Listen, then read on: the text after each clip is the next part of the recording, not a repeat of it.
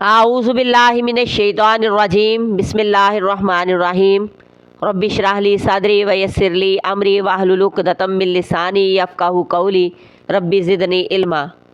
सूरह आले इमरान की आयत नंबर 16।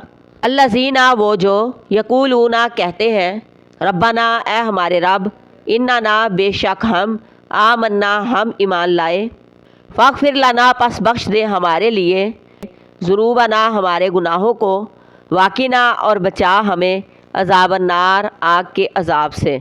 जन्नत हर उस शख्स के लिए है जो कहता है कि ए हमारे रब हमने मान लिया, हमने यकीन कर लिया। जो अल्लाह पर ईमान ले आते हैं, उसके फरमान पर तह दिल से यकीन रखते हैं, वो अल्लाह के बंदे हैं जो ईमान लाने के बाद अपने गुनाहों का एतराफ़ भी करते हैं, बख्शिश मांगते हैं, उनकी अपने गुनाहों पर नज़र रहती है। वो दुआ करते हैं कि ए अल्लाह हमारे कसूर माफ़ कर दे और हमें आग के अज़ाब से महफूज फरमा। जन्नत ईमान लाने वालों और ईमान के तकाज़े पूरे करने वालों के लिए है।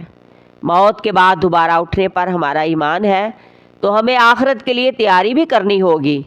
जन्नत के होने का यकीन है तो जन्नत में जाने का शौक़ भी होना होगा। दोज़ख के होने उस रब के अज़ाबों से खौफ है, डर है तो गुनाहों से बचने का पक्का अहद भी होना होगा। अल्लाह पर ईमान है तो इबादत भी, ताबियादारी भी, फरमाबरदारी भी, शुक्रगुजारी भी उसी की होनी चाहिए।